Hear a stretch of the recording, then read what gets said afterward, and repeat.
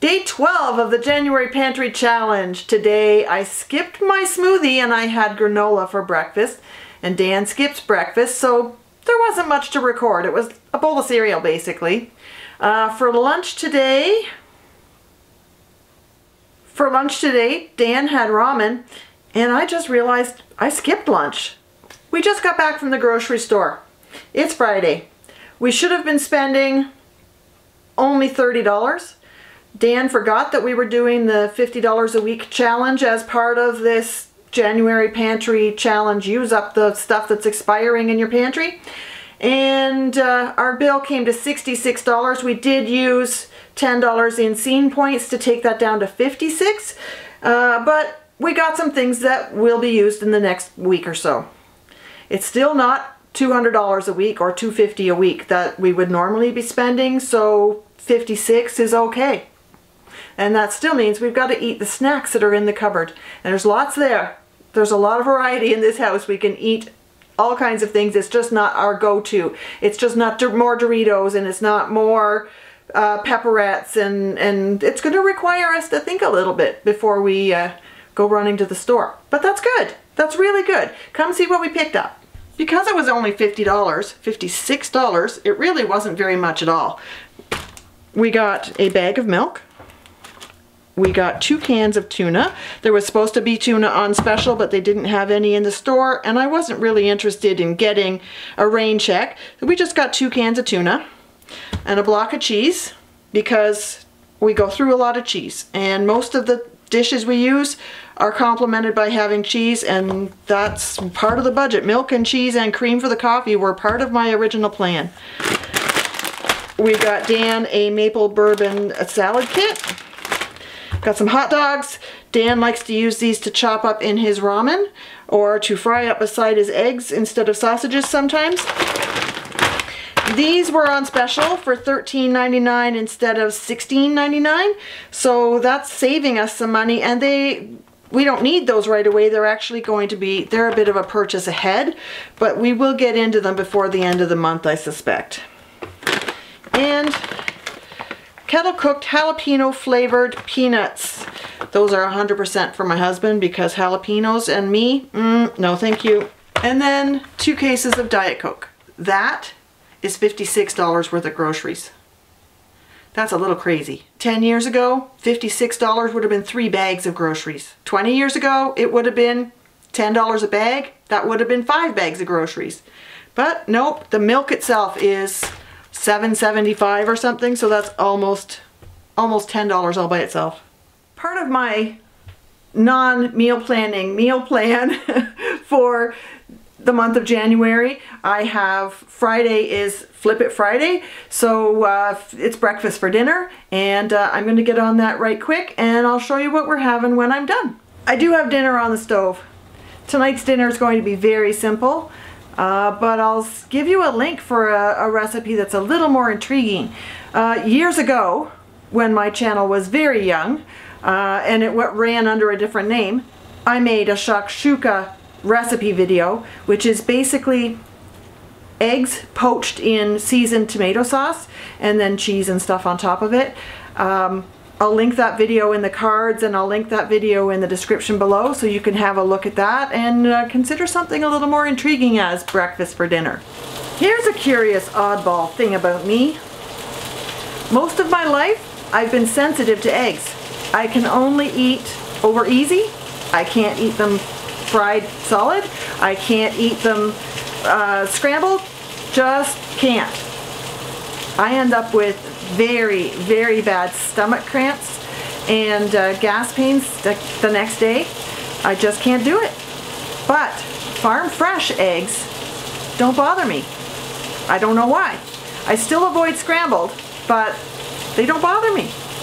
Something different between farm fresh eggs and factory farmed eggs. Even more curious to that little tidbit of TMI, if I have them with onions or orange juice, it triples the effect. So now you know. So because I didn't eat eggs because they upset my stomach for years and years and years, I really never learned how to cook them. So please forgive me for this sloppy looking dinner. It's gonna taste great, but I'm sure other people can cook eggs much better than I can. Come on, have a look. Sometimes you just want something simple. Sausage, eggs, beans, and toast. And my sweet husband chose not to have any carbs with his or any bread with his, so he's having sausage, beans, and eggs. I didn't grate any cheese. That would have been a good thing to do. But this will serve us well. It's breakfast for dinner. Hey friends, today is day 13. Come down to the counter and see what I'm having for lunch. I found a partial loaf of gluten-free bread in the freezer, and I brought it out to defrost yesterday. I'm gonna have myself a melt sandwich. I will be using my sandwich press again, but I'm gonna switch the plates from these grills to a solid plate. These just pop right out and pop right back in. You want to do this while the machine is still cold. And it's a little noisy. Now I'm going to plug that in and get that heating. This is pretty standard. You're going to butter it, or some homesteaders would use bacon fat. We don't save our bacon fat. I think there's just too many chemicals in bacon these days. I am going to use a slice of Kraft Singles. You might call this American cheese. In our house we call it wannabe cheese, because it might have a little bit of resemblance to cheese, but it really just wants to be cheese. So I want my cheese all the way to the edge of my sandwich without making a goopy mess. I'm going to leave the middle empty of that. We have a little bit, just a little bit of this Cracker Barrel signature smoked cheddar. I'll use some of that. And here we go. I have a cheese grater. The smoking on this cheese smells very much like a smoked salmon or a smoked sausage. It is incredible. This cheese is delicious. It's signature, so it's not available all the time. I've never seen it before Christmas. You might find it in your delis and stores that have a wider variety all the time. I also got out a block of Cracker Barrel Old. I was going to use that, but with this much, I don't think I need more. Let's put a bit of pepper on there. There's certainly enough cheese. My favorite way to serve this sandwich is with minced onion and finely chopped tomatoes. I don't have any fresh tomatoes in the house. And then I would also add bacon bits. Tomato, bacon, and cheese with onion is incredible, but this will do. With the smoking in the cheese, I don't need extra bacon. That's enough. I may have done a sandwich video like this way back in the day when I was doing Cast Iron Wednesdays videos, and I'll put a link here to the video, and I'll put a link to my friend Sean over at Shovelhead 8, who is still running the Cast Iron Wednesdays. Every Wednesday he puts out a cast iron video. I love it. Okay, so there's my sandwich. I need to press that down a little bit so that I can move it safely onto my hot grill. My grill is ready. The green light is on.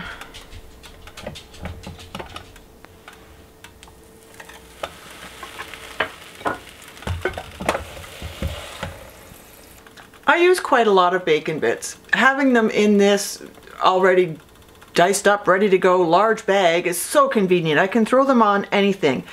Having a scrambled egg, just throw the bacon right in it. Having a fried egg, you can sprinkle cheese and bacon on top, or like this, throwing it in my sandwiches, throw it in your soup, whatever you like. I really like this, and we get this from Costco. I have somebody waiting for me to drop something. Oops, I dropped it. That's her key. That's her cue. Let's try this. I have a little bit of bacon and cheese on the tray, on the plate. Oops, I dropped it. Now she will thoroughly hoover that up. This is our Jack Russell Lily. She is going to be 13 in a couple of weeks. She's licking the floor. She thoroughly cleans that up. Oops, I was tidying up and it looks like this is smoking.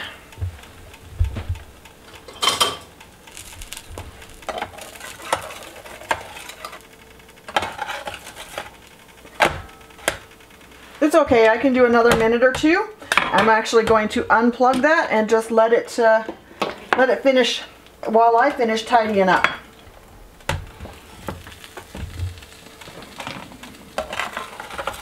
All right, there is my lunch. What am I going to serve with this? I still have a few clementines in the fridge. Let's eat those. Get those gone before they're spoiled. And I am going to have steak sauce on it rather than ketchup. It's a little more grown-up flavor. I almost forgot, I have pickles I have to consume too. Let's put a few pickles on my plate. All right, that's my lunch. That lunch was delicious, and now I am full. That was a lot of food for me. I've taken out some meat for dinner tonight, and I've taken out some meat for tomorrow's dinner, and I'm really excited about it. I hope you stick around and watch to the end so you can see what we have for dinner tomorrow night. It's a brand new product to us, and it's a brand new recipe to us. Be sure to stick around.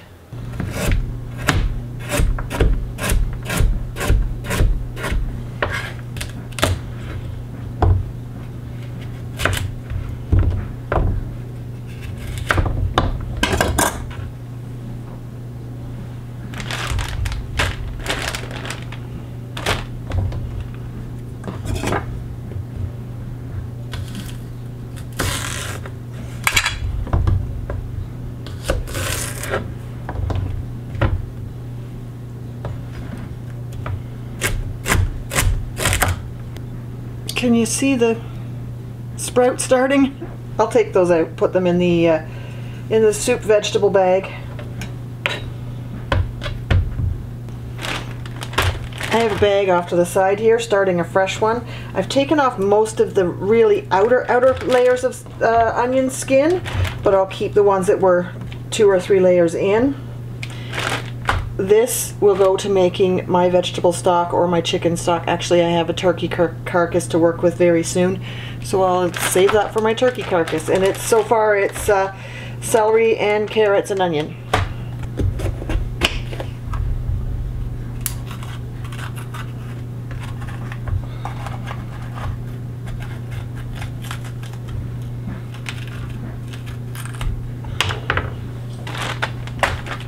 And peppers taste amazing in the broth too. The last time I did a bag of these vegetables, I must have had some jalapenos in it because the chicken broth I made turned out spicy. My husband doesn't mind that one bit. I just made sure to label the bag I just made sure to label the jar so I don't grab his spicy broth by accident because I can't tolerate it. I've washed my potatoes, and this is not a canning project, this is just a quick cooking dinner project, so I'm not worried about any enzymes or botulism spores that might be on the potatoes. They will get boiled here shortly, and they're not going to sit in that low air environment.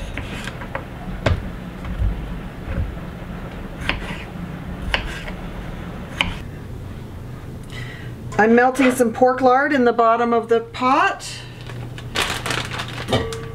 and I'm throwing in about a pound of mostly defrosted stewing beef. They will finish cooking, there's not a worry of that. I'm going to add my salt because I don't salt any of my canning products. The tomato products I add later will not be salted. I'll turn that down now that the oil is hot. I'm going to put a bunch of black pepper on there because we like black pepper right from the beginning. It's fine. You can put it at the end as well.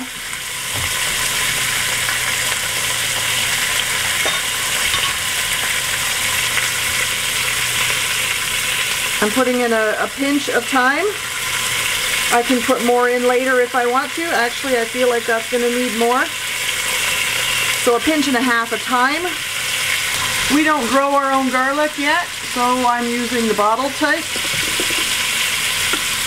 I find this stuff is very mild, and we like garlic a lot, so I'm putting in a good heaping tablespoon of that.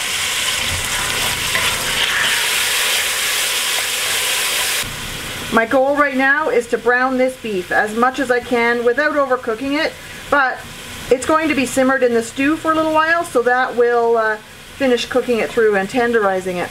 I'm looking for these lovely brown bits where they have stuck to the pan and gotten a little crispy. Not just this mundane gray color, I want the crispy brown bits. Typically I have to do that on a higher heat.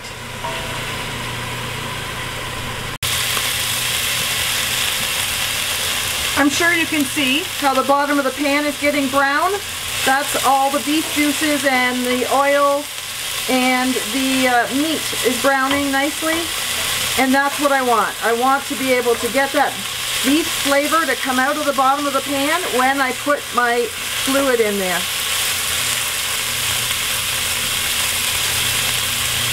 Okay, I've turned the volume off right now. I want this to simmer down a little bit. You see, it's not just gray. This stuff is lovely brown. There we go. I'm going to use 2 pints of my tomato juice, and there may be seeds in here, so I'm just going to run them through the sieve.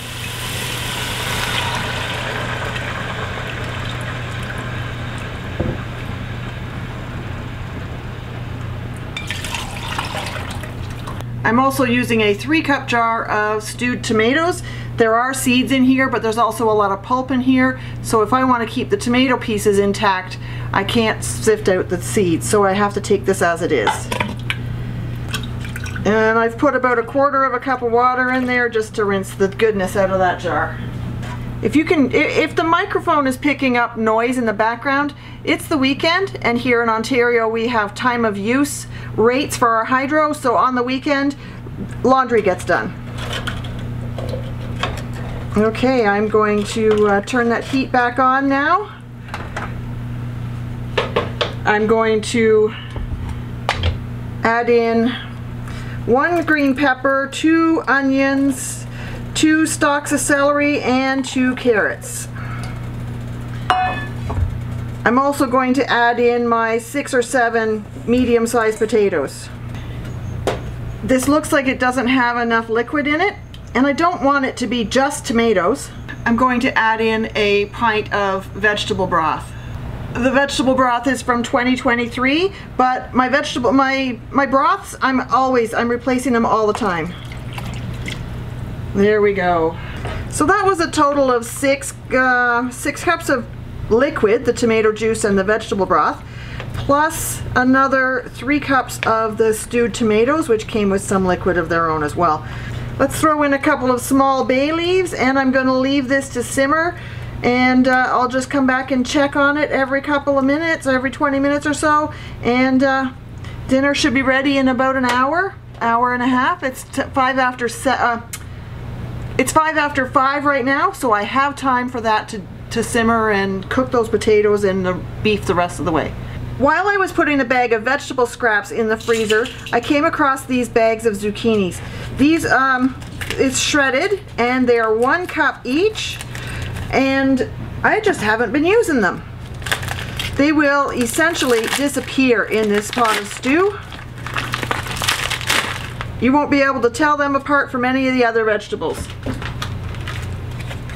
I might as well use up the product I have from my garden, add the extra nutrients, and make space in my freezer, all in one motion.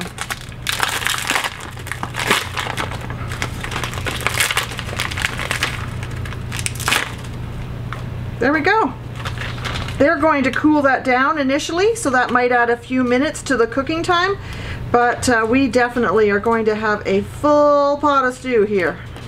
I wish we had smell-o-vision because this smells fantastic already and it's not even a third of the way cooked.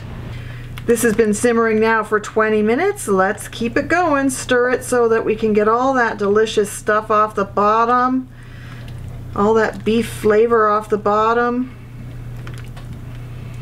And I'll leave it for another 20 minutes and I'll be back. While my stew is simmering behind me here, I was feeling like maybe having some biscuits with my dinner. I have a bag of Bob's Red Mill biscuit and baking mix, and it is expired, but I'm going to use it up. It takes 2 3/4 cups. That's left me a little bit in the bottom here so I can do something with it another time. I need 3/4 of a cup of buttermilk. We have cream that's coming close to its date, so I'm going to use that. I'm using just shy of the 3/4 of a cup. And I'm going to put in a little bit of apple cider vinegar to make that cream a little sour. If I can get the lid off of the jar. Let's go for a tablespoon. That should do the trick.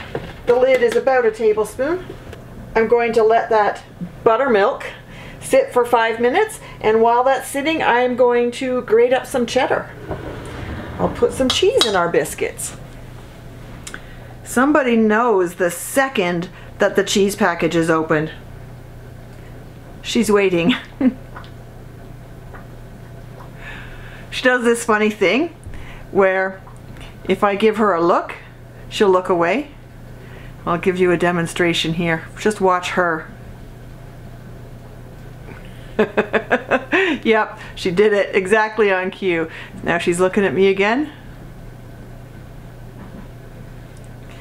She knows who's boss in this house, doesn't she?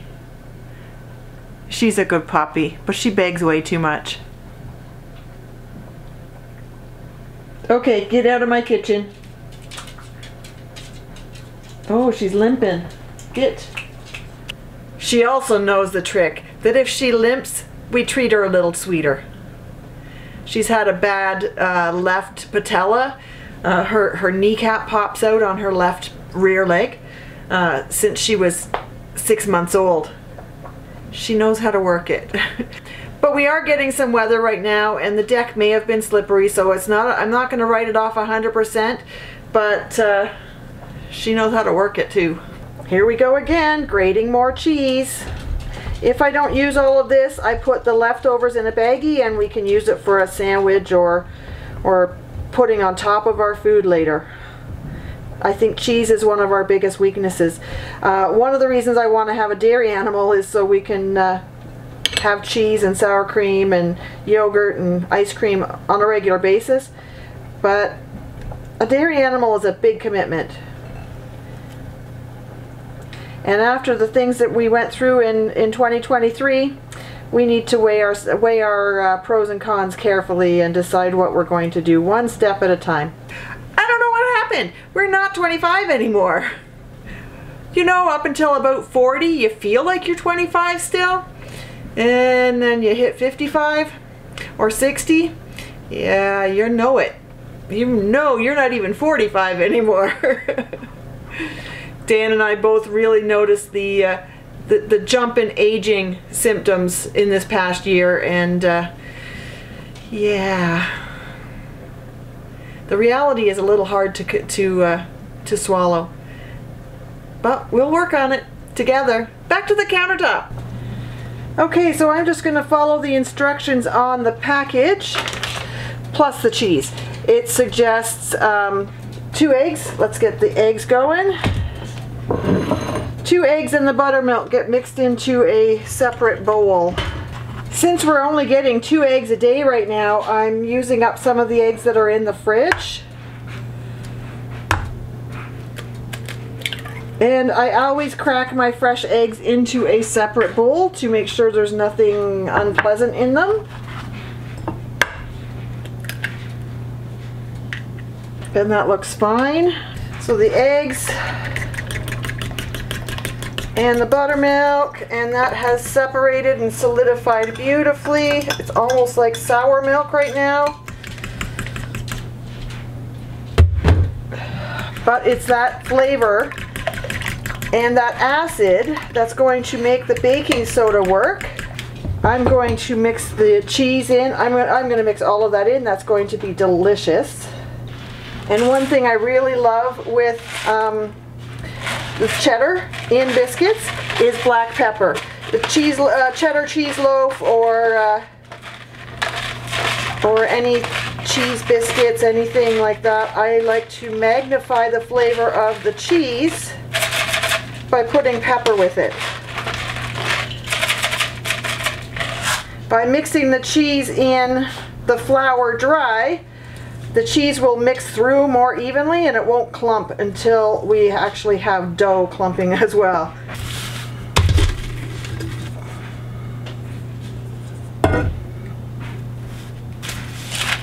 I don't have a biscuit cutter. I have this dip serving bowl. This is a good size for us.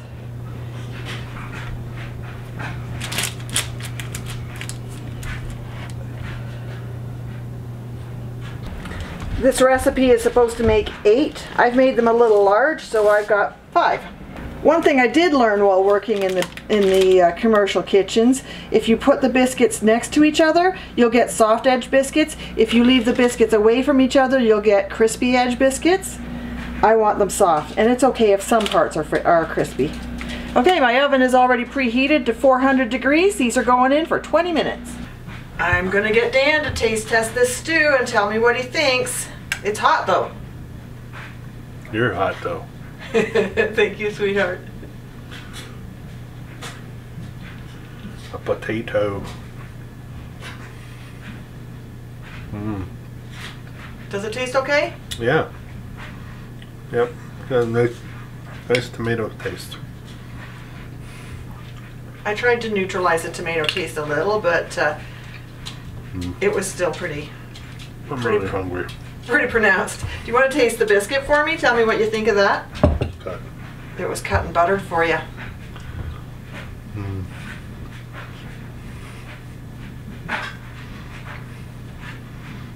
Almond? No, it's actually rice flour. It is gluten-free. A little bit of an almond taste to it. Oh, good. It's good.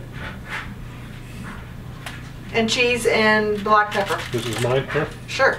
And another one, a whole other one if you want. This one? Yeah. All right, that's it for our Saturday. I'll catch you tomorrow, guys. Well, I have a last-minute change of plans for breakfast. You know those biscuits I just made in the video last night for dinner? Look at the expiry date on this package. It says October of 23, which I figured wasn't too far expired. Well, when this product expires, it expires hard. These turned out to be rancid. I probably could have smelled the package before I tried making the biscuits, because it definitely smells like, almost smells like old Play-Doh, which is an indicator that the oils in it have gone rancid. So what Dan tasted as nutty was actually the oils gone off. I took one bite and I went, oh, no way.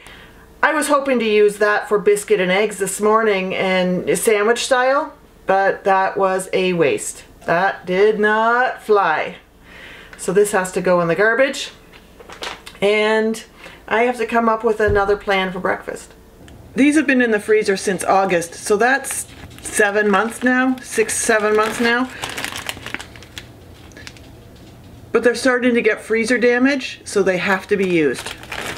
It's breakfast, might as well use sausages. This is why I crack my eggs into a separate bowl. There's a little bit of a meat spot on there, but there's also something on the egg. It looks like it's just a string of meat spots, but I don't want to eat that. That one's going down the drain, or maybe give it to the dog. It won't hurt the dog. Try again. That looks better.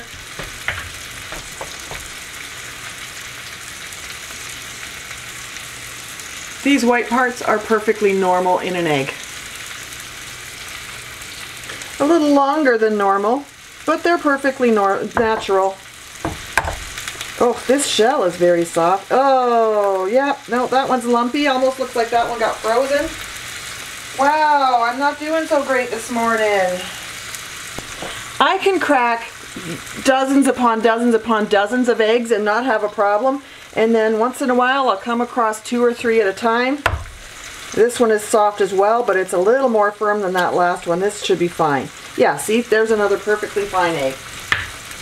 If I had cracked that soft egg right into the bowl with the good egg, then I would end up throwing out both of them. Oh my goodness, look at the difference in the size of those yolks. That's probably the difference of a mature hen and a young hen.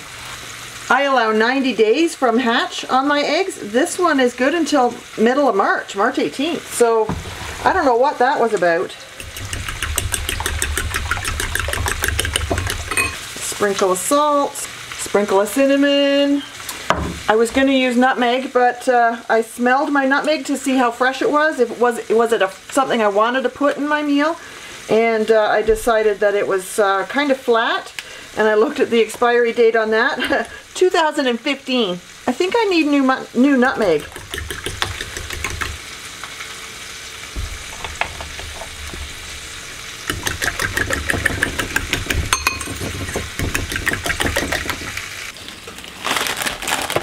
So this gluten-free bread, I have 2 slices left.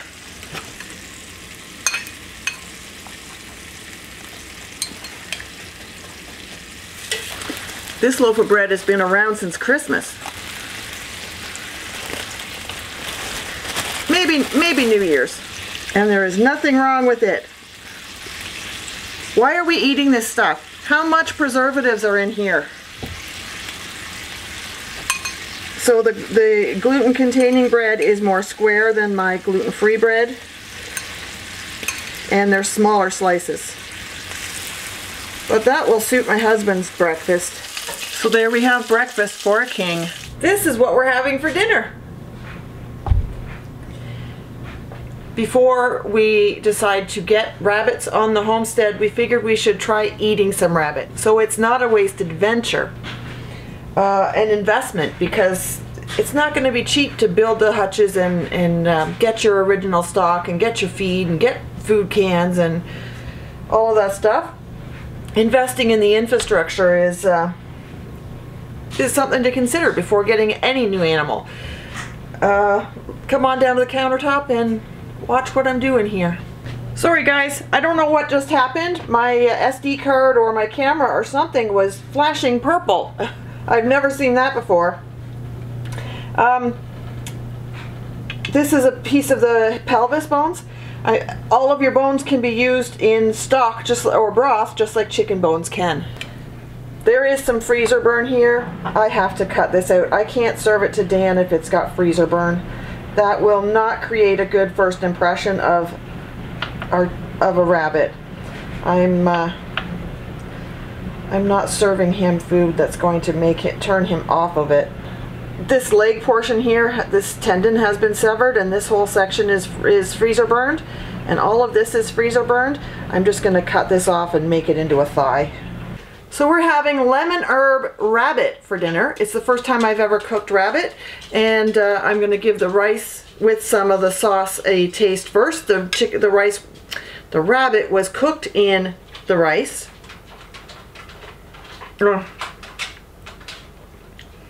That's good. The rabbit was not cooked in the rice. The rabbit was cooked in the sauce. And I have some little pieces here. I'm going to give this one a try and see what I think.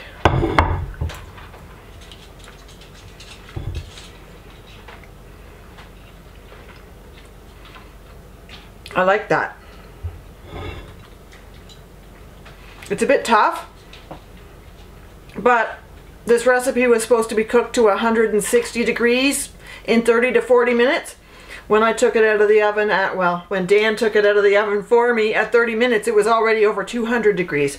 So it might be tough because it was overcooked, and rabbit's very lean, so there's no fat in the muscle, but it tastes great. Something I need to work on. And the piece I had was a teeny tiny little piece that was floating by itself. So a piece that might be next to the bone might be more tender. Let's see what Dan thinks. All right, let's give this a try.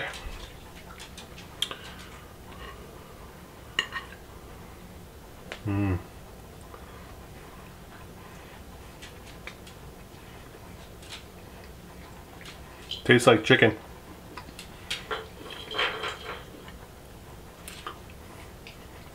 Yeah, it is a bit tough, but it's good. I like it. We have no idea how old that rabbit was when it was harvested or anything like that. And if we're raising our own, we'll harvest it at a, 8 or 10 weeks. Mm-hmm. All right. Good. Okay, good. Good. So that's day 14, and that's a wrap for this week. Thank you for sticking around and seeing what we were doing for Sunday dinner. This is an experiment we've never tried before, but as a homesteader, I'm interested in expanding, possibly growing some more of my own meat. This might just fly. Now I have some research to do and go from there. Thanks for hanging out with us today, guys. See you next time.